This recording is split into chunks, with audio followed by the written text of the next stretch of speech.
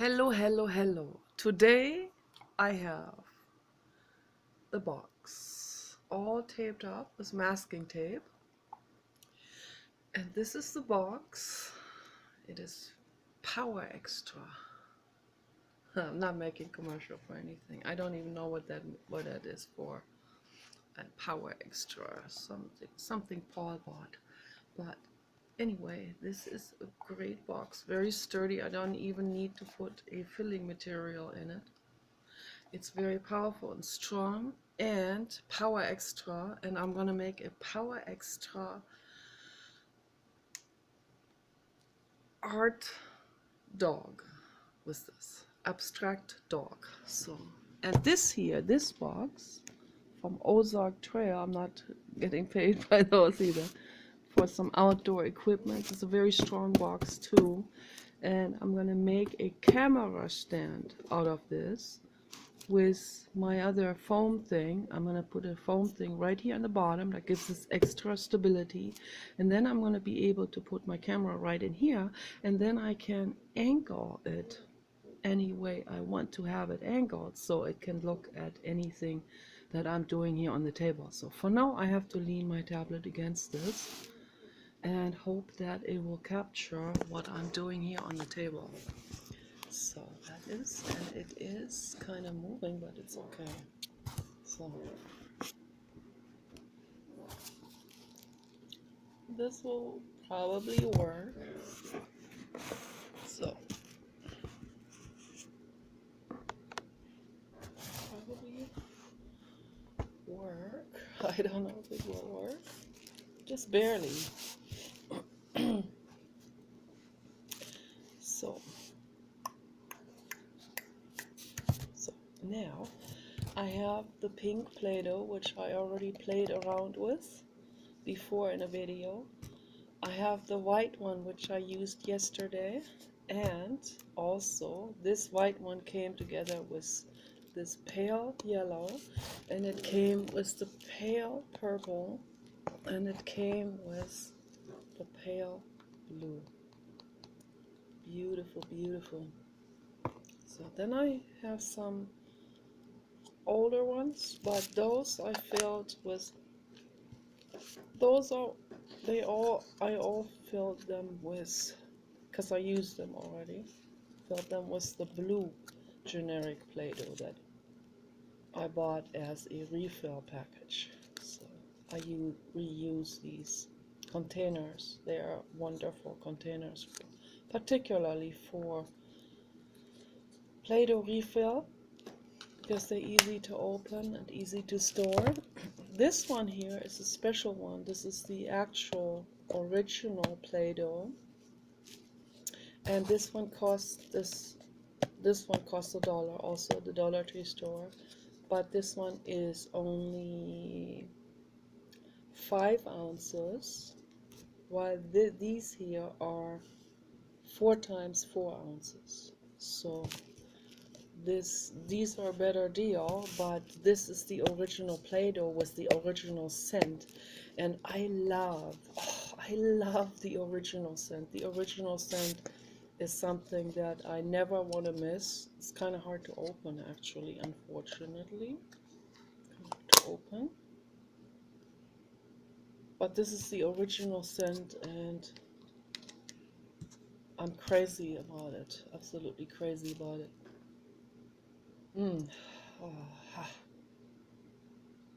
Oh, it's gorgeous. And so I decided, because this has plastic number 5, you have to pay attention when you get containers for, modeling clays. It doesn't matter. But if you want to do something with these containers, if you want to store food in later on, or make cosmetics, which I'm planning on doing, I want to make myself a concealer, and I want to put it into this lovely container. And the reason why I can do this without any problems is because this container is made out of plastic number 5, which is safe. Okay? Remember, all good things are 5, in Buddhism. So it's easy to remember. Number 5 is the good number. It's the blue God number. So So I'm going to be using this because this is non-toxic, this container. These containers don't even have a classification on it. And so I don't know what they are made out of.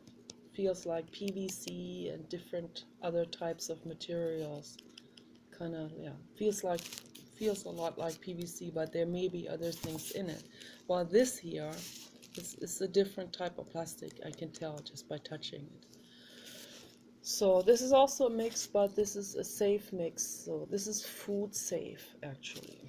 And just for everyone to know that plastic number 5 is safe, and there are about, I don't know, 7 different plastic classifications. Number 7, I think, is a complete mix where everything is mixed together, and there may be toxic things in it or not. I don't know. I'm gonna start with this, and because this is the first one I had been playing with. So wonderful, wonderful, wonderful. And so, and then there are some other plastics that are kind of not so good, and then there are some plastics that are actually very toxic. So I forgot now which numbers those were. I think it was number 2 that is very toxic, and I think number 1 is not very good either. So, but read for yourself on Google, read the different plastic classifications, read it for yourself. There are many websites that are talking about this.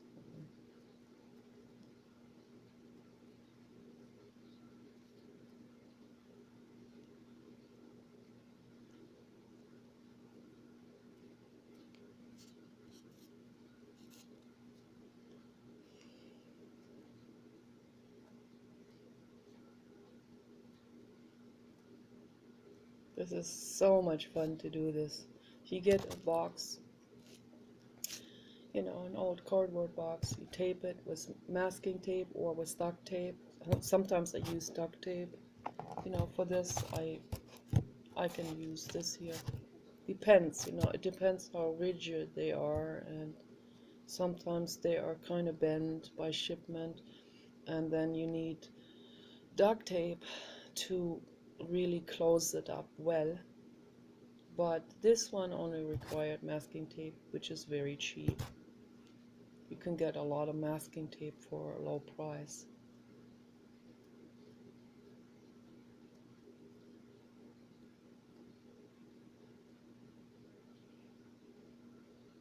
Awesome, awesome, awesome is this. So now I'm going to be putting this right over this box here. Like this, see? Just like that. It's very satisfying to make this. Sensually satisfying. A flesh box is this. True modern art. This is going to be the bottom, and then I will be putting eyes on the sides. But for now, I'm going to be just draping the modeling clay over it.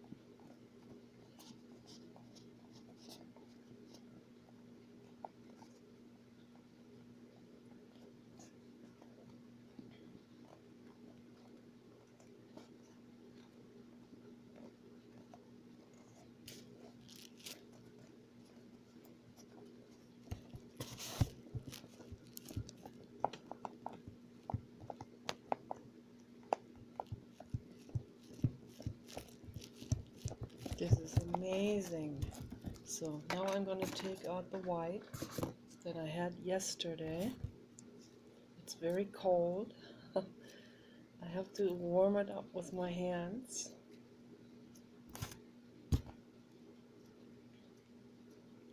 And then I'm gonna put this, add this to this box.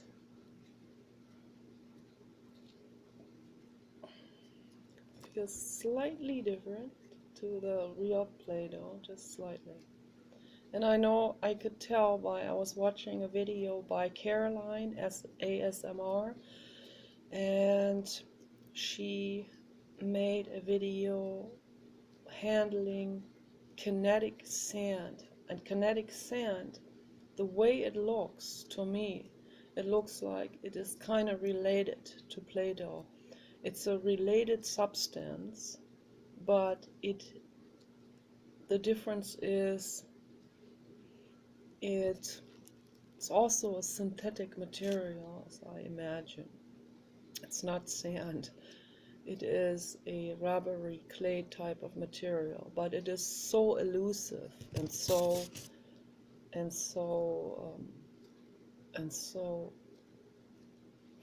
flubbery.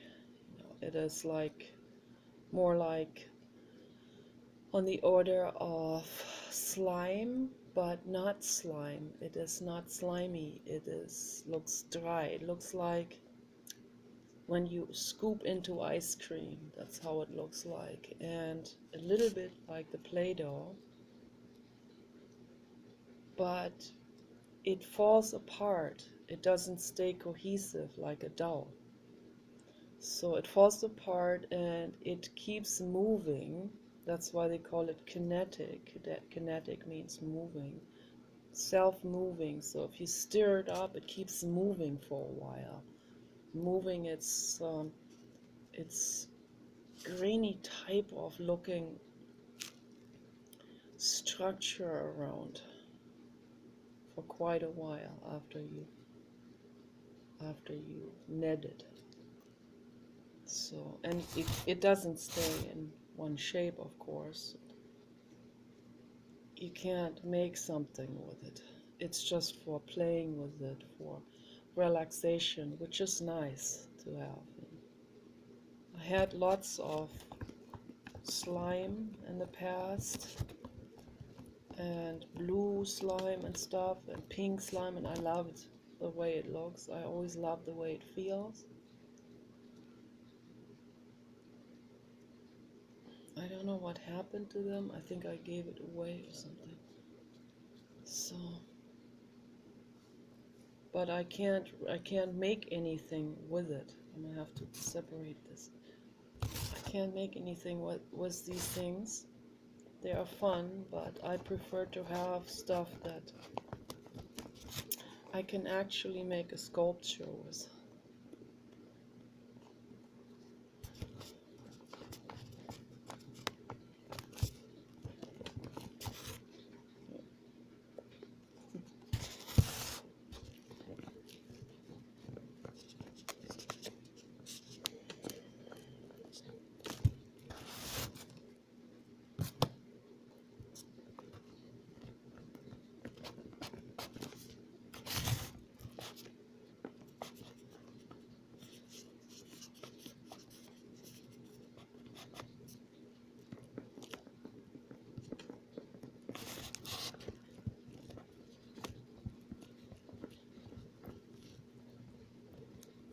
To make sure that the edges aren't poking through, that it is nicely buffered all the way around.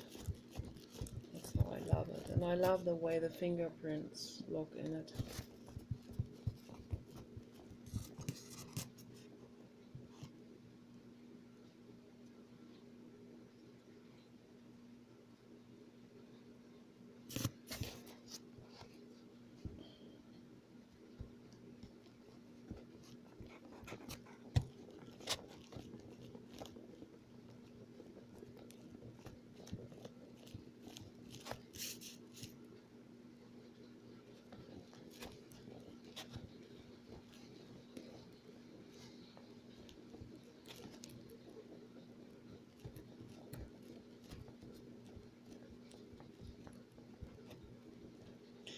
The other sculpture that I made is smaller, and I put clay all the way around, also on the back. But it's not necessary to do this on larger boxes because they're going to be only standing like this. Oh, it's already feeling real heavy. Feels real good.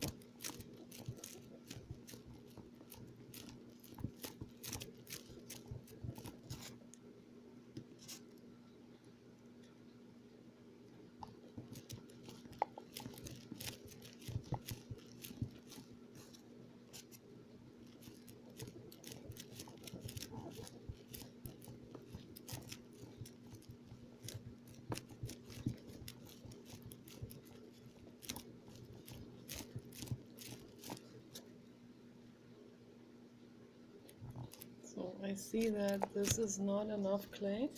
I'm gonna also have to get the yellow out and add some yellow into it. I'm gonna be painting this anyway at the very end, which covers up these beautiful colors, unfortunately.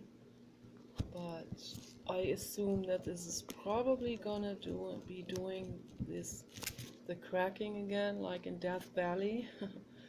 So I'm gonna be ending up having to fill the cracks in with hardened acrylic paint to thickened acrylic paint.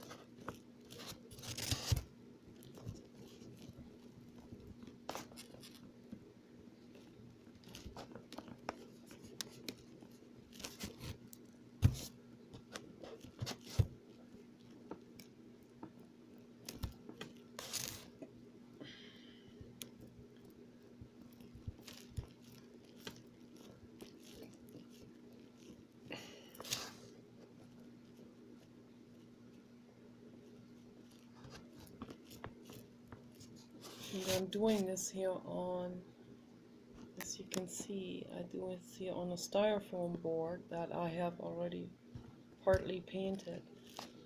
I've been working on smaller stuff like these sculptures here with. So I just got some of the paint from here onto this and got it a little bit murky, but it doesn't matter because I'm going to be painting it. And I'm going to be painting these two styrofoam boards as well and make artworks with those as well. But I will take that on after I have completed my really large styrofoam board. So because that needs to become completed. Now I'm going to be taking out this one. Yay! Awesome, awesome, awesome, awesome, awesome. Awesome, awesome, awesome, awesome, awesome, awesome, awesome, awesome, awesome, awesome, awesome.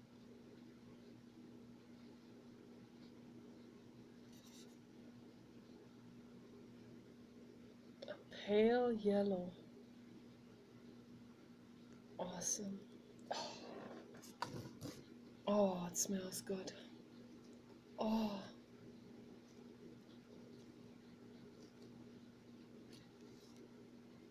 Nice. Nice, nice, nice. Nice, nice, nice.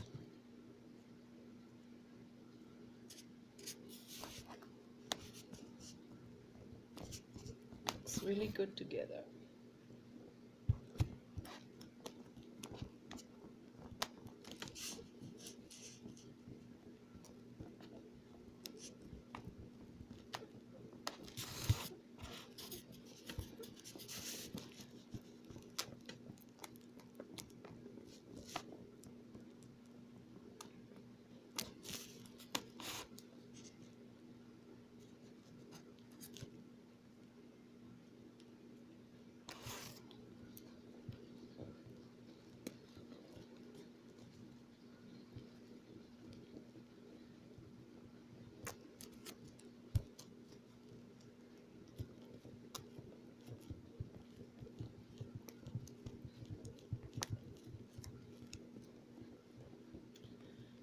reason why making art is such an important thing to do for the whole world, you'd probably argue and say, well, it's just for, it's just for decoration, or it's just for the art market, or it's just for this or that, or it's just to, have something visual in your house. They will say all kinds of things, but they don't see the real reason why we need to do it. And the real reason why we need to, not so much to have the art in the end, that too, it's a beautiful thing, but to make it, the making process, how important that is. Most people don't realize it. It is so important to be spending time, particularly, spending your free time. Most people work. I'm lucky I can do this full time. But, spend your free time making art and not worrying about what other people think about it. And that's very important, because then it's not really art. When you worry about how this is going to come out and how someone is going to judge it. So completely forget about that, the judgment, and become aware that this process is also a meditation. Become aware that the art making process is not something that I want to get this done so I have it, but it is a process of I am touching it right now. Rudolf Steiner talked about this. It's very, very interesting, very true. And it's very much about feeling the materials. Rudolf Steiner, of course, worked with the real natural clays, not some synthetic clays. But the synthetic clays are good too. And he even said in his books, he recognized that. He said that if we have new technologies, we should, use them for making things better, for making the earth everything, for helping things, helping animals and plants and people to live better on this planet, make things better overall. And what the most important thing here is this process of touching, smelling and feeling and hearing, all the senses that are involved in this, where you lose yourself, literally lose yourself and lose yourself in this process of making art. Lose the self in it.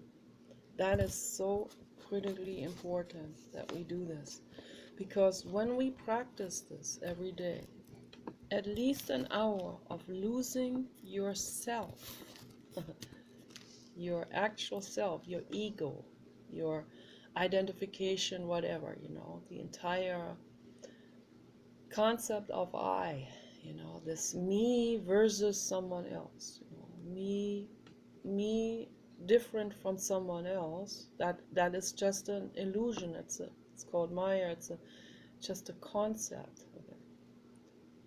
This I, it doesn't really exist, not really truth, because we are all together, we're all part of the same soup. So when you do this, when you practice this, losing yourself like a child in this play,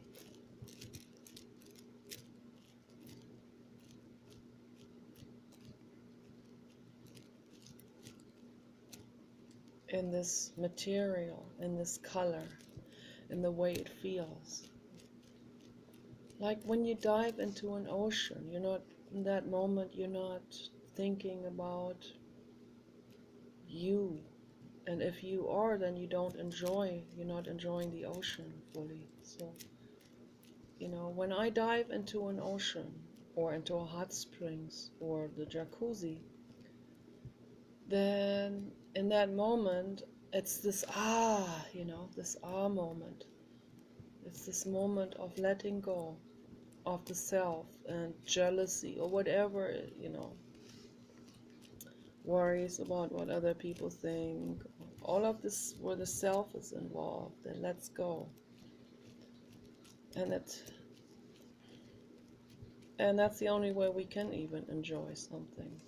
We can enjoy anything, food too, or sex, or particularly sex. You know, you can't be enjoying sex if you're worried about what other people think, or if you feel like you're being watched and criticized or something. You know, through some spy camera or some spy device in your computer or whatever. You know, which people are doing. You know, this stuff is happening. So, but I don't care, you know, if someone wants to spy on me, you know, if they send a drone over, look at me while I'm enjoying myself with whatever. Yeah, it's their problem, not mine, you know. So, but at least, you know, I have the courtesy of not doing something like this publicly, willfully publicly, you know. There are some things that we don't want to necessarily have to burden other people with, you know. Like if you go to the bathroom or something, yeah.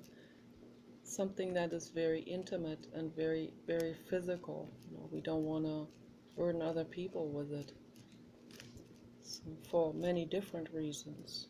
But there's something called the right to privacy in all of this. But, you know, that's their problem if they want to spy. But, you know, if we feel nervous about any of these things, then we can't really relax, we can't really enjoy, you know. Any kind of sensual sensation, sensual joy is about relaxation, all of it. And that's also what Jiddu Krishnamurti was referring to when he says that's where the real learning happens. That's why, that's what I like about so much what Neil deGrasse Tyson said. He was talking about education, and he understands that very well, that, you know, he was observing his own kids and the way they learn. And I talked to him also briefly through email, and he is a wonderful person. He writes back right away, and he talks to everyone and respects everyone. So it's really cool. And so what he said is that, you know, everything, the education, the entire educational process should be happening in form of play, in form of, you know, you dive into it, you relax into it. When the brain, that's what Jiddu said, when the brain is relaxed, then you can really learn. And we make our own experiences, you know. We should have a range, a playground range of making our own experiences. That's what Neil deGrasse Tyson was emphasizing, that kids should have a certain range, however safe, you know, but they should have a range in which they feel a certain type of freedom, where they can experiment with different materials. It's very, very important. Should start very early. Kindergarten, you know, and toddlers, they can play with these. This is baby safe, this material. It's also non-toxic. But I recommend, because they do take these things into their mouth, they taste everything. So I recommend, if you have a toddler, to let the toddler play with real earth clays that are food grade, you know, because they will take that into their mouth. They will also eat it and swallow it, and that's good for them. But the earth clays are good for them. Very good for them. They're actually vital. You know, we were bombarded with so many toxins. So you want to give your animals and children clay to eat, to detoxify themselves and to cure themselves, and to cleanse out the colon, very important. So, and earth clays, different types of earth clays, they're just fantastic to make art with, and to taste and feel and smell, and on all sensual levels. It's really, really great. So this here may be non-toxic, but I don't know. This has obviously artificial colors in it. I would not recommend this for toddlers to put into their mouths, even though it's declared non-toxic, but this is not particularly good for them to eat. But real natural earth clays are good for them to eat.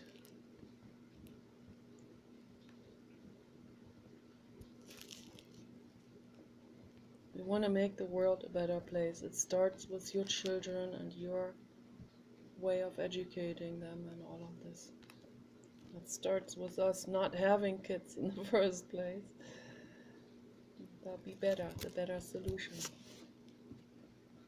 For those people who do have kids, you know, why give them toxic stuff? You don't have to.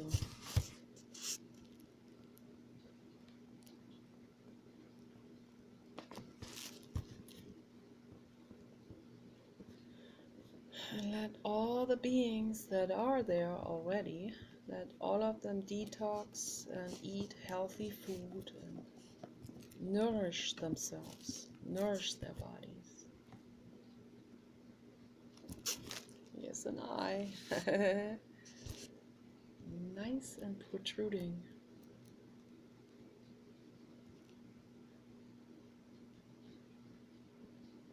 This is such a phenomenal material, the way this is bouncy. But natural earth clay has that bounce too.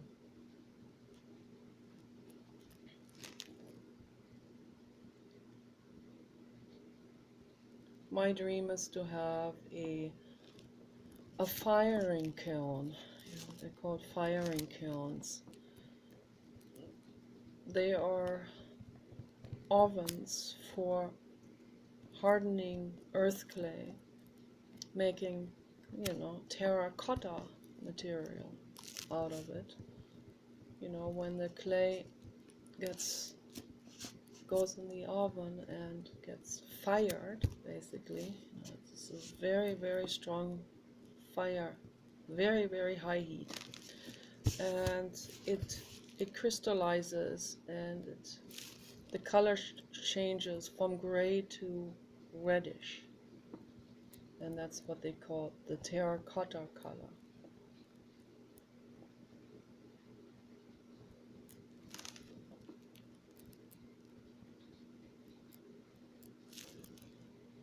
Which comes from the word terra, means earth, you know, and cotta probably means color.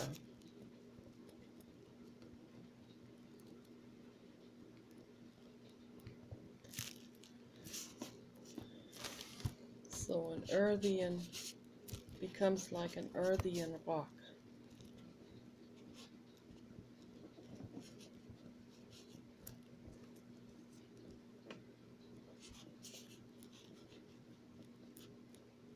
This here dries on the air.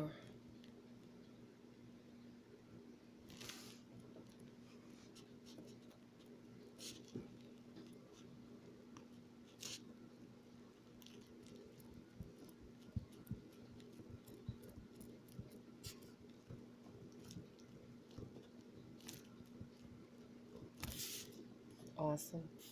Absolutely beautiful.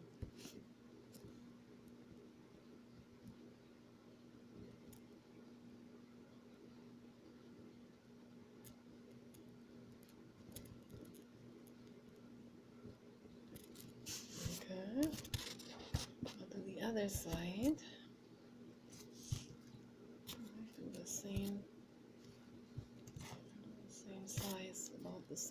eyes, for the eye.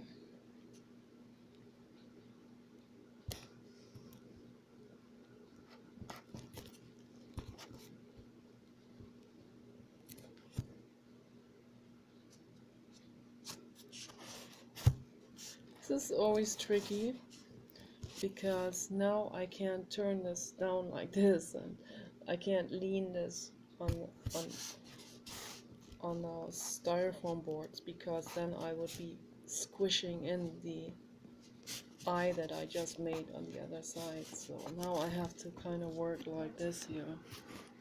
I have to work like this sideways, which is a little more difficult, but it's okay. I can do it.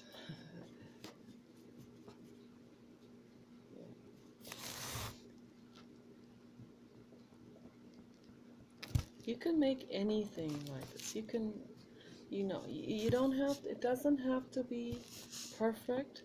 Most people have this idea that in order to make something, it has to be something in reality, or it has to be perfect, or that's just an idea. That's a fear. That's a social fear. Let go of it. Make what you want to make. Be yourself. Create your own God. I say, this is the blue God here. This is the blue God I made.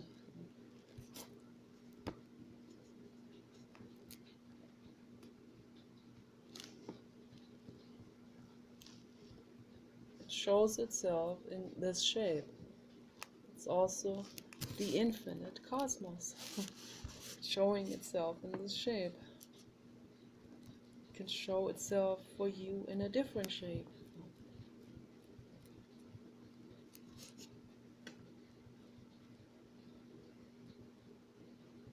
And of course, there's only one infinite cosmos. That is logic. That's a mathematical logic. Infinity does not have a plural.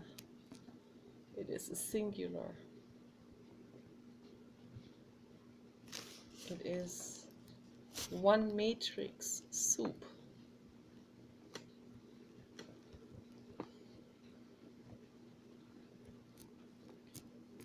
Most people don't understand it at all. Most people give this all kinds of strange names and meanings, and why they don't understand it at all. Some people call it Jesus. Jesus is certainly not the infinite. He's part of the infinite, not the infinite. Gautama Buddha, however, is one of the infinite's manifestations. It's the infinite as a soul that went into that shape. So a lot of people would probably disagree with me. So it's okay. You don't have to agree with me on everything. I don't want you to agree with me on everything, and I don't want you to agree with, particularly with other people, on everything. So I want you to find out for yourself. It's much better. Not through a church minister. Don't agree with your church minister or guru. Don't do it. It's a mistake. Find out yourself. Make art. When you make art, you dive into the infinite cosmos. That's when this becomes close to you, when you are making art. So as Jonathan Mises said, let art dictate to you. You are the servant of art. It's a good way of being a servant. When I go into the ocean is my dictator. Like the art is my dictator. The dictatorship of art must come to the world. because that is the ultimate state of losing yourself back in the infinite. And that is the ultimate state of empowerment. When the self goes, the self-image, the storyline, the story of me versus other people, the story of me succeeding, of me winning, comparing to others, and this entire thing, the kind of stuff people measure up against other people and measure with other people. This measurement has to stop.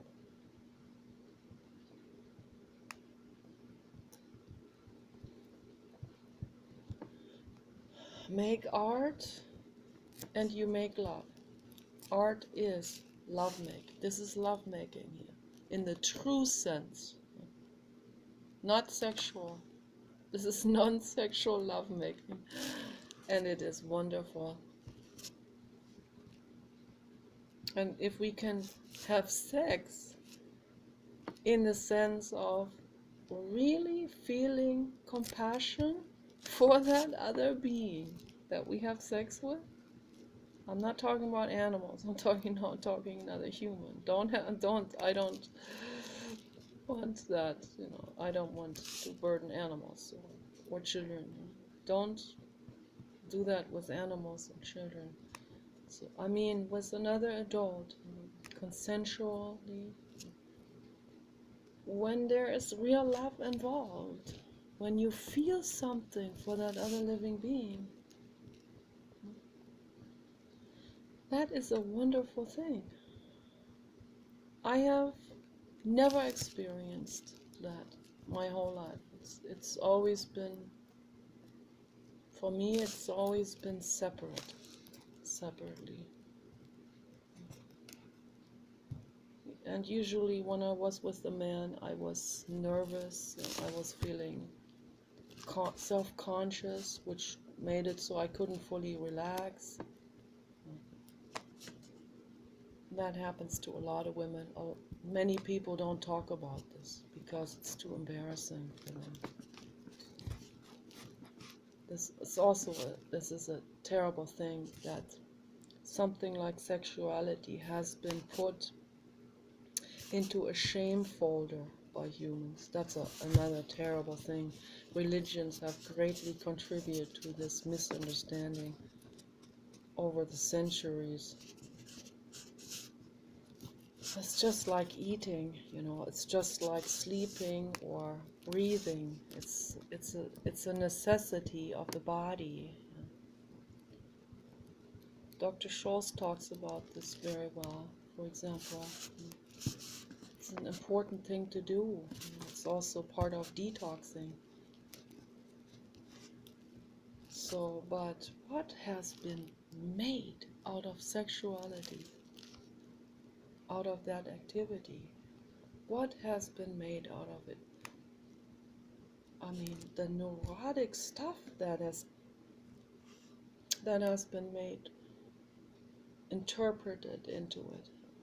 Incredibly neurotic things like violence and oppression has been flowing into that subject, and has nothing to do with that in truth. It has nothing to do with it. It should have nothing to do with it. Truth is true love. True love is feeling compassion for another living being. It can happen during sex. It can happen during other activities. So, or just being with another living being, you feel that true love. And this love should happen when you have sexual activities. It's true love. Either, masturbate for yourself, for your own body, not choke yourself, or, choke someone, or chain someone up, or, what people do, this is the kind of stuff some people do. For anyone who isn't informed about it. This is the kind of stuff. This kind of stuff very neurotic people do. People who have not resolved their childhood pain, they will do these kind of things. They will sexualize it later on in their adult lives. I met a guy once on Facebook. Suddenly there's this guy popping up in the messages, guy from the United States. Was fairly good looking, kind of, looked like he had red hair and a beard. Looked pretty nice, and I was like, okay, we'll get to meet someone new. I always like to meet new people. And he says, would you like to engage in humiliating me? I said, what? Humiliating? There are some people that have been humiliated as children, and later on they will sexualize this into a kinky thing. I'm not kidding, this is happening. I've also seen this at the center when I studied primotherapy and studied to become a therapist. I've seen that there too. How these things become sexualized because the ego takes these things and runs off with it. It becomes alive on its own when that stuff is not resolved, when that stuff is not brought into consciousness and conscious awareness. That's what we mean by integration process. My husband doesn't understand that. He says, what? You integrate pain? You want to get rid of the pain? My goodness, what a horribly adverse, terrible thing. It's ass backwards. That's what he always said. Yeah, it sounds like this on first glance, but what does integration mean? What does information integration mean? Assimilation. It means we can become conscious about something, fully conscious. Not have it float around and do its mischief and create associations over associations over associations and make things sexualized and then create sexual act outs with it that just completely move sideways and not where you want to really go with your life. And some of those things are very health hazardous that people are doing. There's a lot of stuff that people do.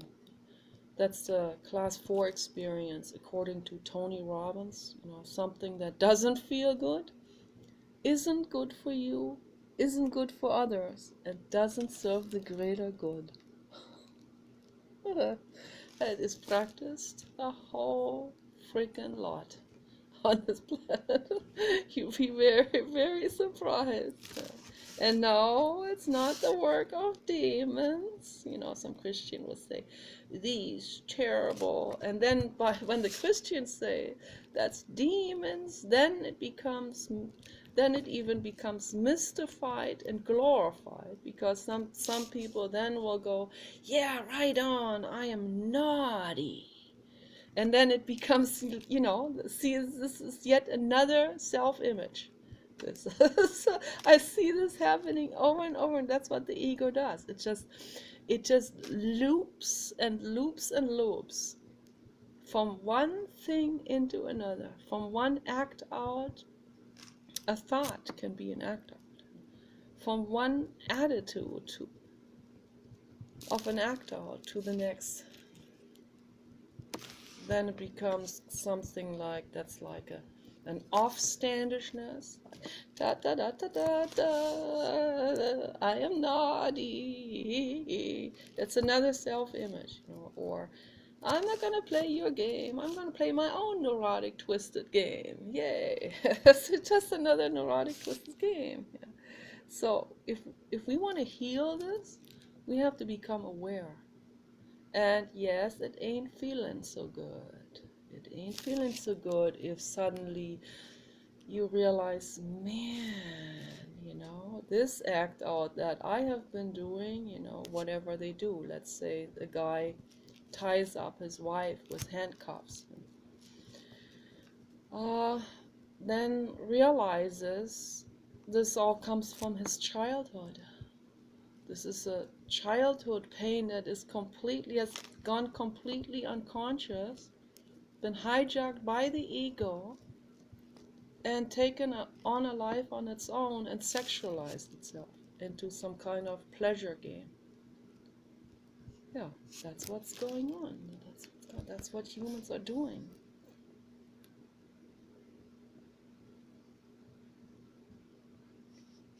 How can we ever heal if we keep these kind of things going? We can't. Things will never become they will never become conscious as long as people are giving into these kind of act outs. And I'm not saying to become where you have to suppress yourself or all of this. Just become conscious about it. Meditate. Never hurt someone. Never. Even if it's consensual. Don't. My dad told me something real bad. I don't know if I should even tell this right now, because in the context of making this art. But the art just told me it's okay. You can do it. So, so my dad, I went back to Germany in 2005 to visit my parents. And I was there, my dad and I were visiting my mother or something. She was in the hospital and with a hip transplant. And so we talked, my dad and I are quite similar. We are both very artistic and interested in bizarre things and in creepy things also. I got all these sea books from my dad. I got the Knut Kiesewetter record, by the way, from my dad. When he thinks nobody really loves me. So anyway, my dad knew that I was going to be interested in this. So he told me this story. He said, "You know what happened recently on the news? What was recently on the news? A story, maybe some of you know this story. I don't know how far it went around the globe, but it was happening in Germany. Some Germans are extremely sick, are really, really sick motherfuckers, my God. So, but, most of them are kind of normal neurotic, but there are some that are really bizarrely out of it. And so this one guy, it turned out, he was caught. There was blood under his kitchen counter. And they caught him because they were looking for a person. I don't know where that person was from. Could have been from the United States. I don't know now where the victim came from. But anyway, the victim, in quotation marks, was someone who consensually, even in written agreement, even looking for it on the internet, agreed to. So this is what happened. I'm going to tell this whole thing from the beginning on. This sick guy,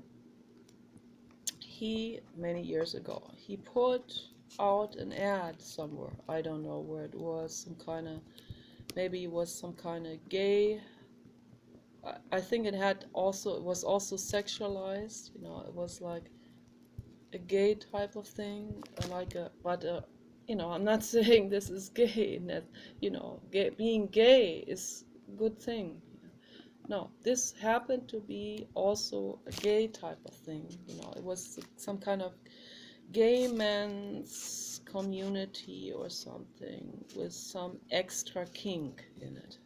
So, most gay people don't have the extra kinks, or particularly not violent kinks.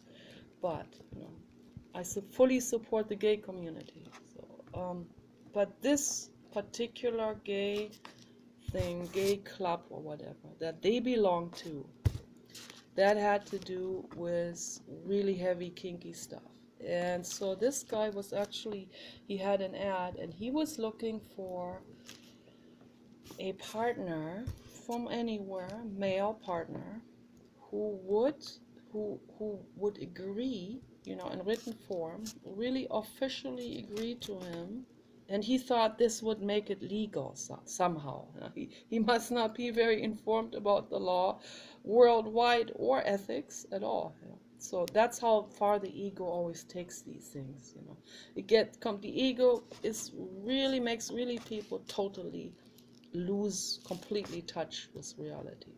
So anyway, he was looking for a man who would agree to let him eat the whole person.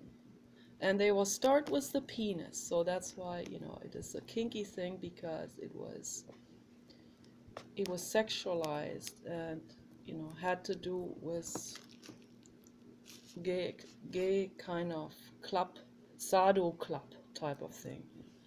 So that's incredible. And so, he was looking probably for a long time, as I can imagine, before someone would actually agree to do this. But lo and behold, there was a person as sick as him.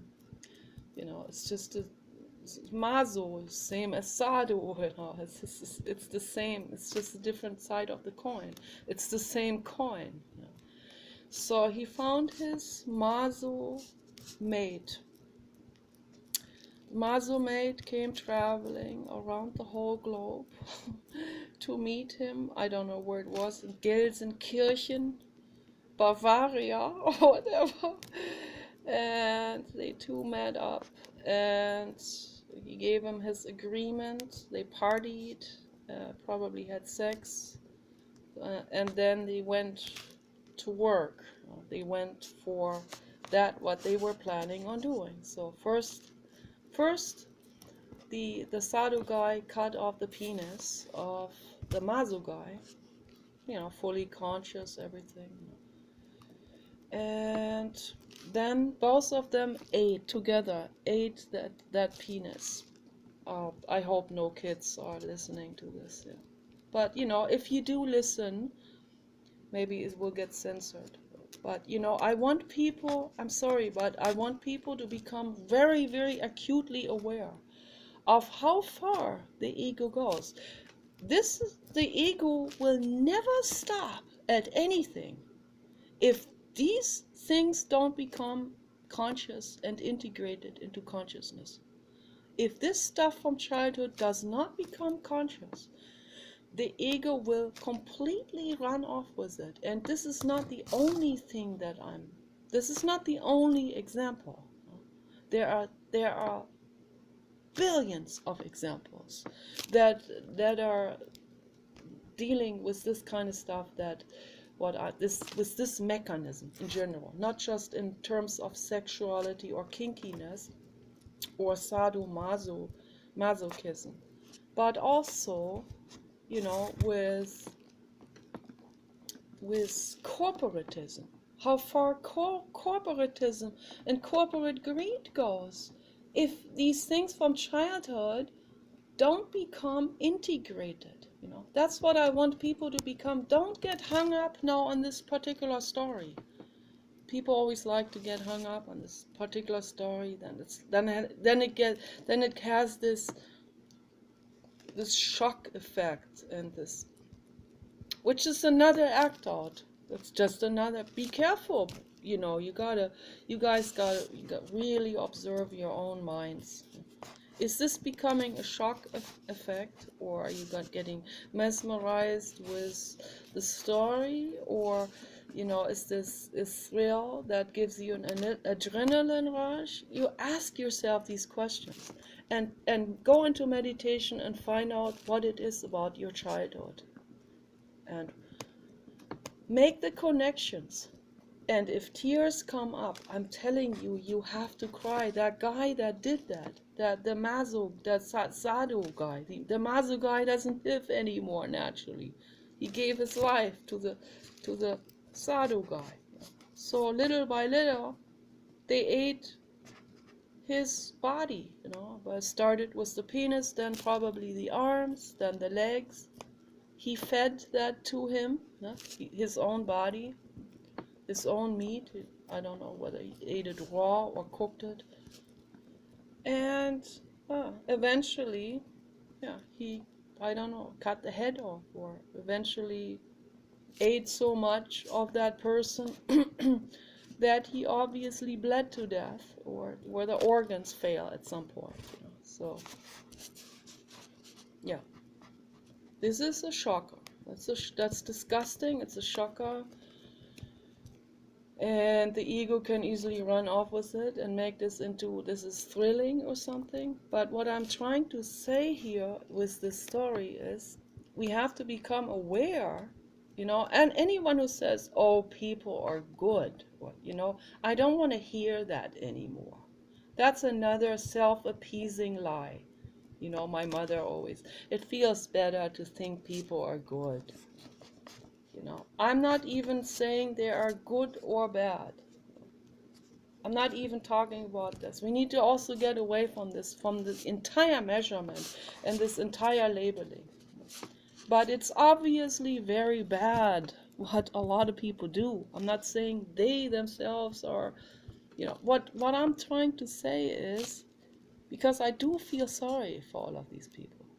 So I do have compassion for them when their egos hijack the childhood pain to the point where they don't even have any clue anymore what they're doing. They're like completely, they're so unconscious, and they're in such an act out, physically and psychologically, that they don't know what's going. They don't know what's up or down or sideways. They're completely twisted. And they're suffering. Believe me, they're suffering. Someone who isn't suffering would never want to eat someone, would never want to hurt anyone. They would also not want to hurt an animal. You'd think that, someone who just buys meat at the supermarket and fries it is a heck of a lot better than that guy who fried his buddy. No, not that much. They may be less ill-intended, or they may be more disconnected from what's on their plate, right? But it's still, you're still eating another living being. You're eating another living being. You need to become aware of why you're doing this. Society told you it's okay. It's being sold at your local grocery store. It's okay. What if human meat was packaged there? If you were told that's okay, you would eat it. Just like you eat the pigs. And the pig is the same as the human. It's the same material. One time James Hetfield, this is also that James Hetfield, my goodness, so unaware. This is like a child, like a seaweed or something, that is tossed around by other people's neurosis. I want him to become aware, my goodness. But anyway, he went to some kind of they had this reality show where they tested things, So this guy had a whole lot of pig meat hanging on some kind of hook, some kind of pig, I don't know, pig thigh or something. And see, the whole story is James Hetfield, and the reason why he also reacted to that. There's still a child in this man, of course. But he had his arm fried once by an accident on stage. They did some pyro shows there.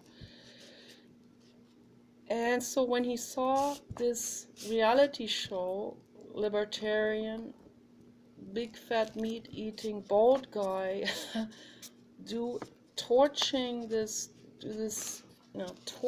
experiment of this pig thigh, and the pig thigh, the way it was hanging there, the color of it, like this, just like this,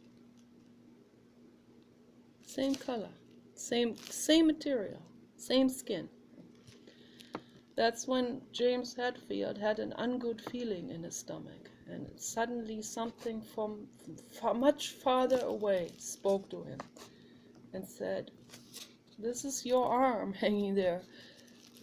You are no different to the pig. You're not separate from that pig. We are the pigs, we are the dogs, the horses, the cattle, the cows. The male cows, the female cows. We are all of this. Come a little cow here. So we are them. They're not separate from us. There is no dualism, but we make things dualistic by cutting ourselves off from our childhood wounds, from cutting ourselves off with storylines.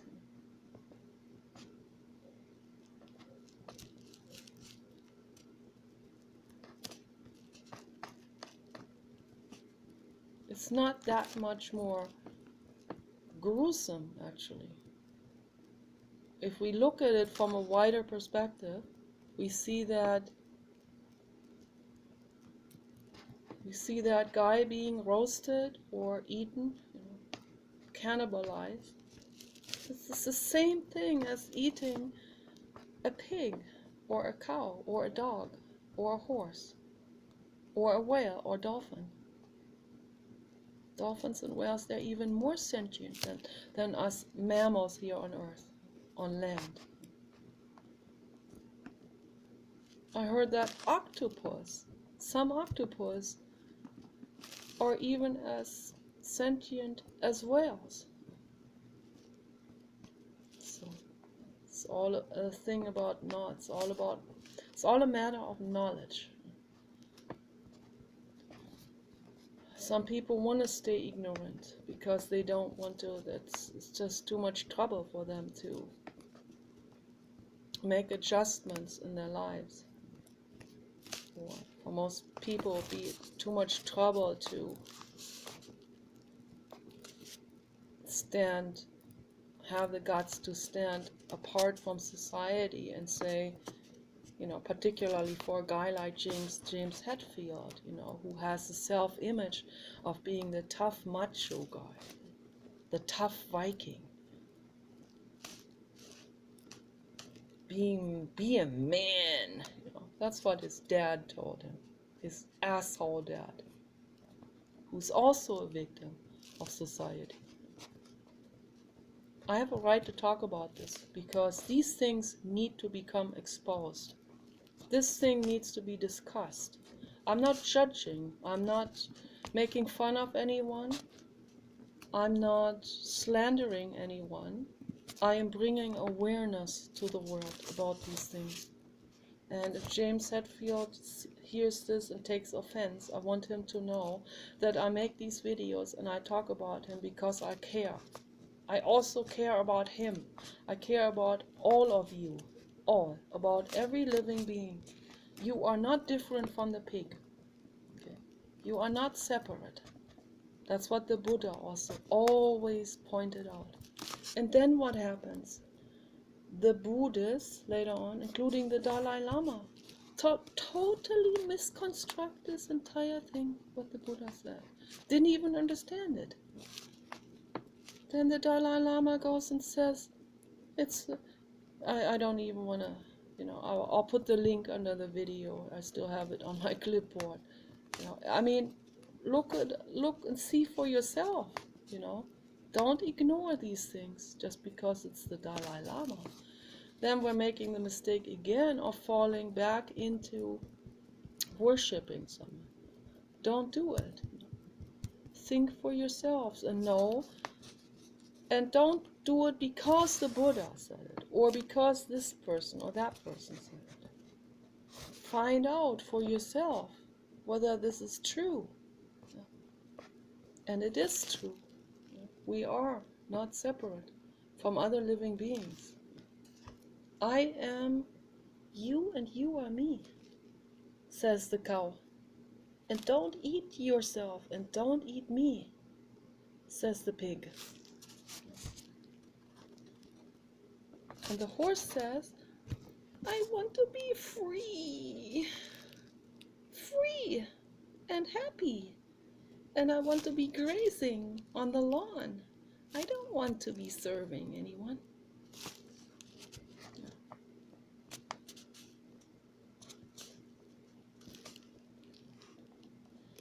And that is the truth.